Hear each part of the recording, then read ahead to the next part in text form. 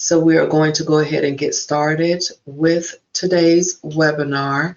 I would like to preface the webinar by informing you that even though we have it slotted for an hour, the webinar will probably last 30 minutes at the most to give you back some time in order to have your lunch or just finish up your daily duties, okay?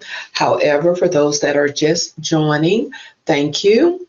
And please take the opportunity to go to the handout section on your GoToWebinar menu and retrieve the items we have there in the handouts section.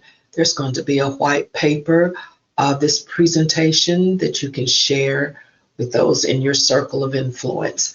So with all of that being said, again, a hearty welcome to you to this month's webinar, the final webinar of 2022. And our subject today is marriage and money for 2023. Save more, stress less, and never fight about finances. Marriage and money don't always mix. If you want a happy life together, you need to talk about your finances well before you talk about a wedding ceremony. Now, if you don't, it's not an exaggeration to say it could cost you your relationship.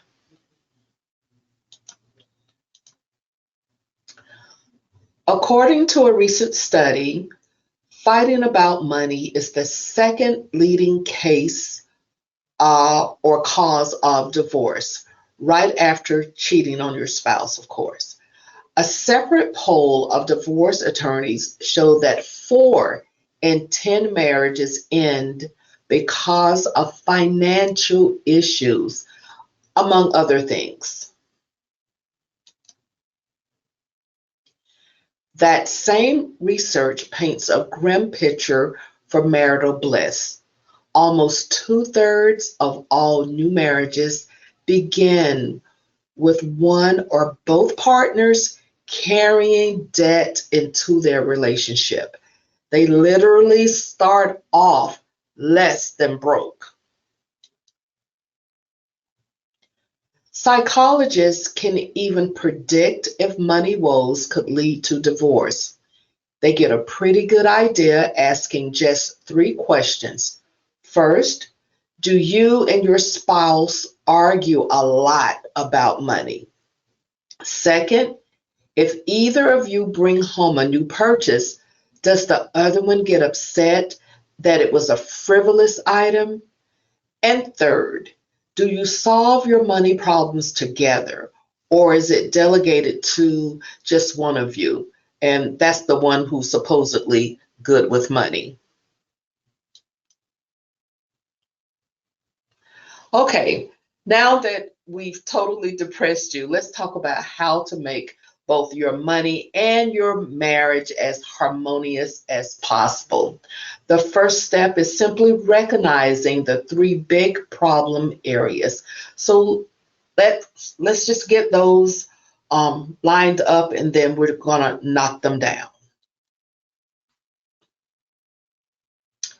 It's amazing how much couples will talk about their opinions on politics, home decor, and favorite TV shows, but they never talk about money, and not just how much they spend and how much they owe, but how they think about money. So this is really 3 separate conversations. The first step is simply sitting down and writing everything down. Who owes what on which credit cards? Got any student loans? Is your car paid off? In other words, what personal debts are you bringing into this marriage? Neither of you want any surprises. Add up all your monthly debt payments in one column rather, and both of your incomes in the other. If you're paying more than you're earning, you need to fix that first. We'll talk about the easiest way to do that in just a little while. But first, it's time for that second conversation.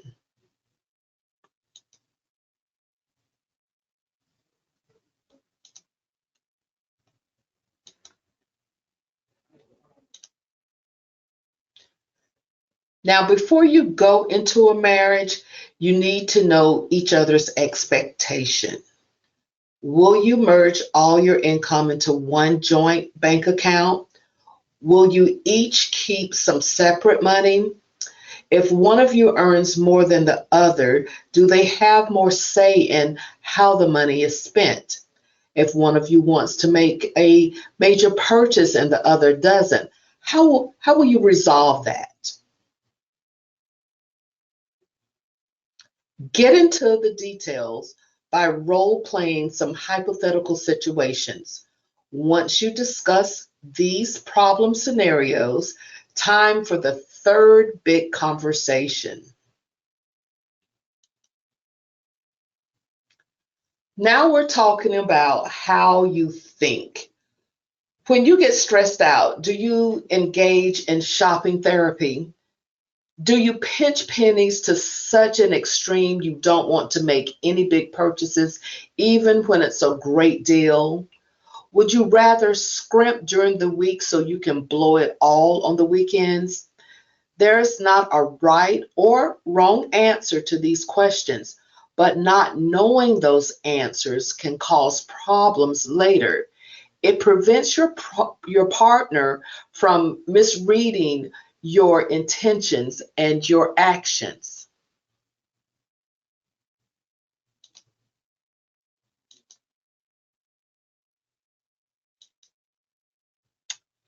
The next big mistake is not watching your money after you're married. We've heard all the excuses before. Creating a budget is boring. It's time consuming. It's hard to keep accurate. But there are safe online tools that take the drudgery out of budgeting and it adds accuracy. So let me explain. Mint, Tiller, and You Need a Budget are just some of the budgeting apps that let you budget with just a few keystrokes. Many are free and offer different features and have different looks. Choose the one that moves you. You can even start with your own bank or credit union because many of them now offer similar budgeting tools on their websites. Even if you do everything else we just mentioned, you won't have a solid money marriage unless you keep talking every week. Married couples talk all the time about any doctor's appointments and social engagements they have, and if they need to stay late at work. Well, you need to add purchases to that conversation. Money and marriages both need maintenance.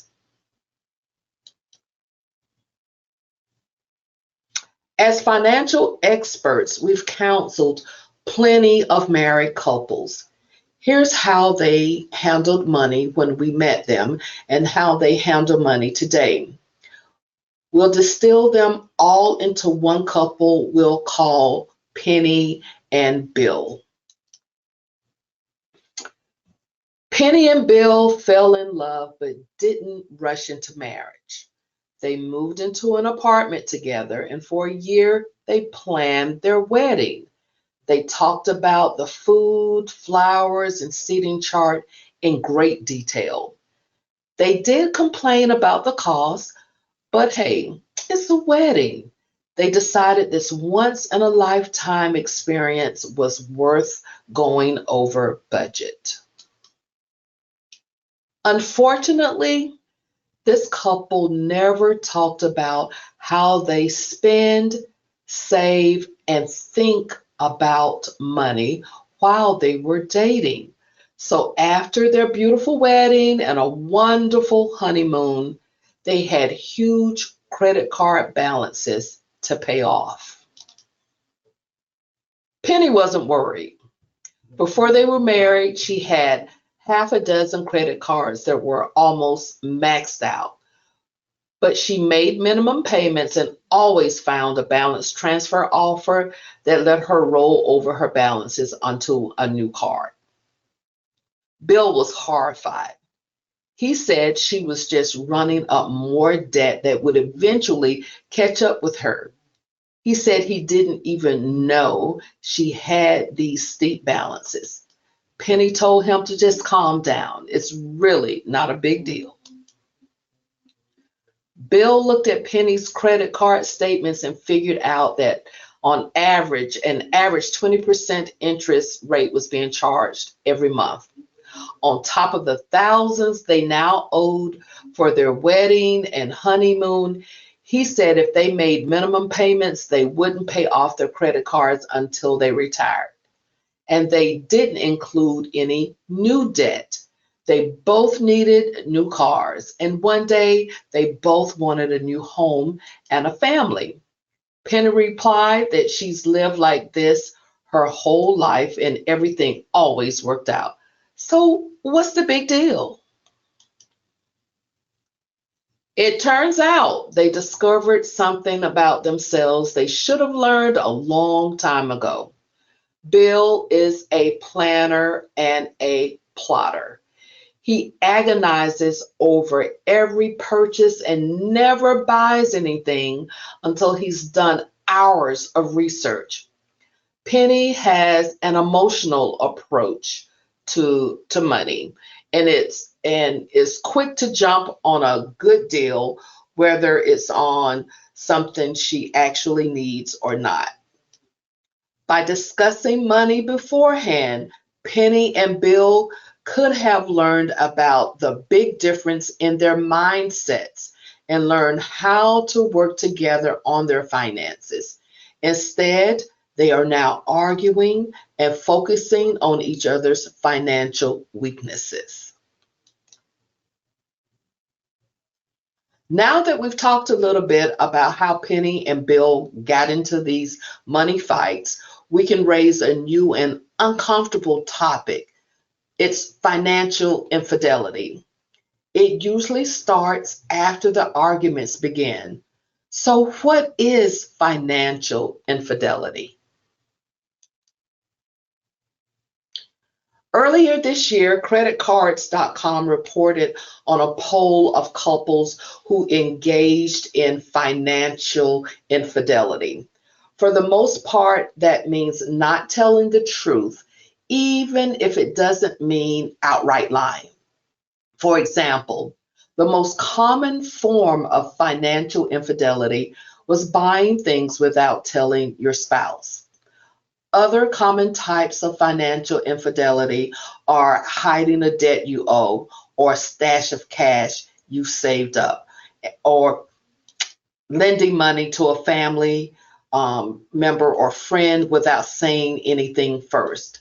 All of these are lying by omission, but as bad as these are, it gets even worse.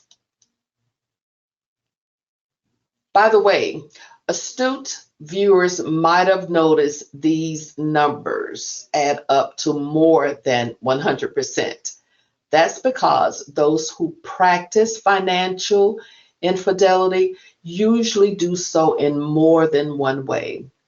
So, how do you catch it? And better yet, how do you prevent it? Penny and Bill's situation is far from unique.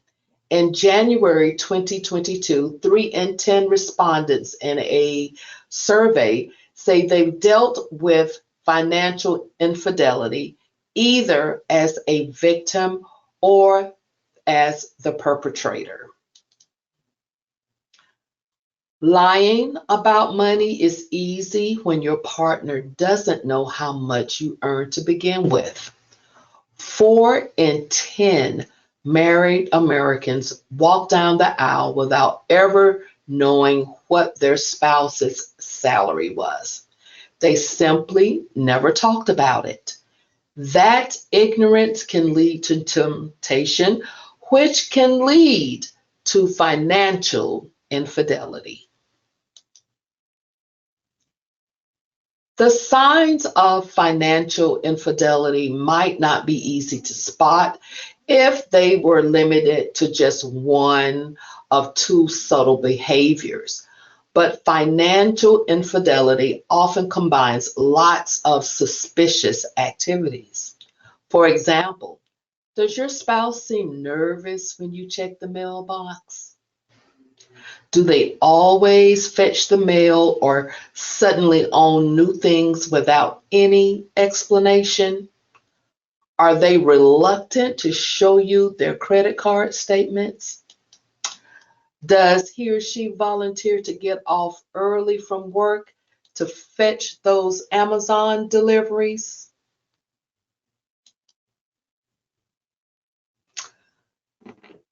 So now we're ending where we began. We talked earlier about talking. We talked about budgeting. We talked about teamwork. Financial infidelity is a warning sign that none of those things happen. No couple wants to suffer the fate of Penny and Bill. Taking the steps to avoid financial infidelity could end up saving your marriage. If you need help figuring out how to start that conversation, well, we can help. You can speak to a certified credit counselor and receive a free debt analysis. That will give you the foundation for a productive conversation. And it will help you keep the conversation going over the long years of what will surely be a happy marriage. Thank you for your time today. I know that this was short. As I told you earlier, I thought it would last at least 30 minutes. I see that it is shorter. However, you will most likely receive a recording if you missed any portion of today's webinar. I'd like to wish everyone a happy holiday season, and this is our final webinar for the year. Please join us next year for our monthly webinars. Thank you so much for joining, and make it a great, great day. Thank you. Should you have any questions or concerns, please email us at the email address that's showing on your slide there, or you can call us at the number that appears on the slide as well. Thank you all. Have a great rest of your day. May it be the best of your day. Take care now. Bye-bye.